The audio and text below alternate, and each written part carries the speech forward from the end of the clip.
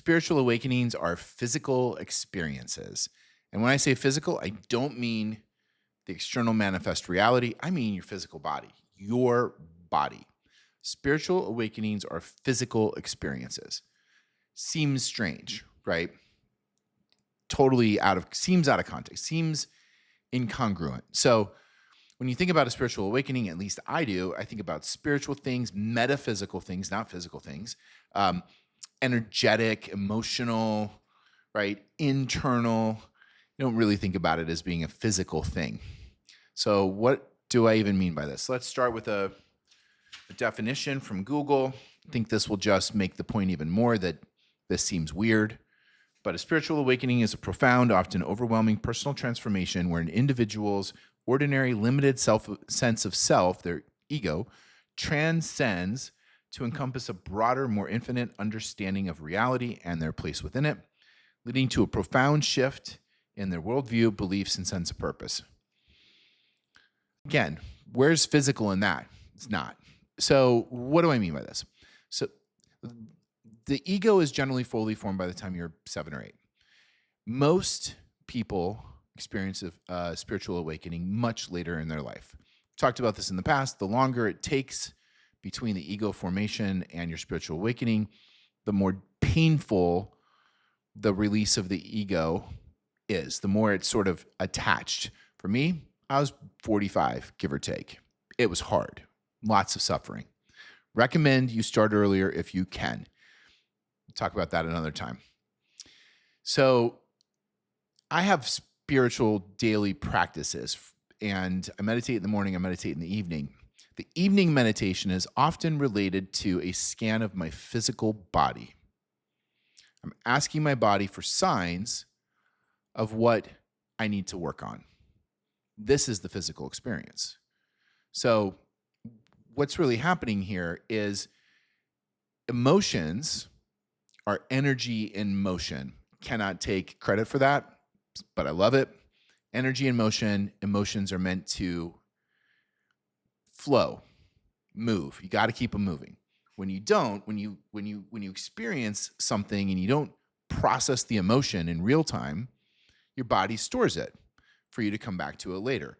If you don't have a daily practice where you come back to the emotion later and process the day's emotions every day, then they all just get stored in all different places. And where they get stored is a function of your DNA, your energetic and physical makeup, a whole bunch of reasons. Some of us are prone to storing here or there. Stored emotions over time will start to create disease and illness within the physical body. The physical body will start telling you where this is happening. For me, back pain, hip pain, neck pain. I've got another example I'll go over in a second. So got to keep it moving. You need a daily practice to process all the emotions that you experience during the day. But it's more than that. You need to process all the emotions you didn't process in all of the days that you didn't have a spiritual practice where you sat down and processed your emotions of the day. For me, from the age of roughly 7 until 45, I didn't have a practice. So, 40 years of energy, of trapped emotions that need to be processed, all stored in different places.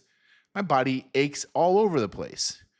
And slowly, as I work through the emotions, I process them. Now, how do you do that? Well, I go into meditation, I do a body scan, and I just look for any aches or pains, focus on the ache or pain, either think or say something like, "Dear Spirit, show me in a way that I can understand what this means for me today," and be open to receive whatever it says.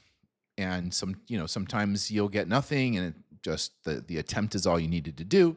Sometimes, you'll get something really profound and may lead to tears, may lead to all kinds of things can happen. Just really depends on you, the way you experience or connect in with spirit and with the universe. So your body is always talking to you, and it's telling you where you need to do some work. Here's a perfect example. I've started getting more physically active, and one of the things I like to do is go on walks. And I am limited right now with my walks because I get shin splints. I've gotten shin splints for years, And to me, shin splints represent vulnerability, right? That's a kind of like a weak spot. You get kicked, ow, right? That it's not a particularly like strong point in the body. But I looked this up. In Eastern medicine, it can be related to stomach or digestive imbalances. Chinese medicine. It can also, in spiritual traditions, some spiritual traditions, it can be related to resisting forward movement or fear of the future. Okay, so I know what I'm doing tonight.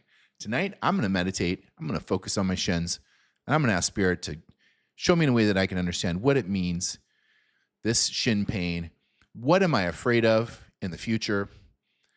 What stomach or digestive imbalances might I have that are contributing to this? What vulnerabilities am I worried about? And I'm going to keep at that until I figure out what it is. And I believe that I'm going to be able to, over time, remove those trapped emotions and improve physical health. Spiritual awakenings are physical experiences.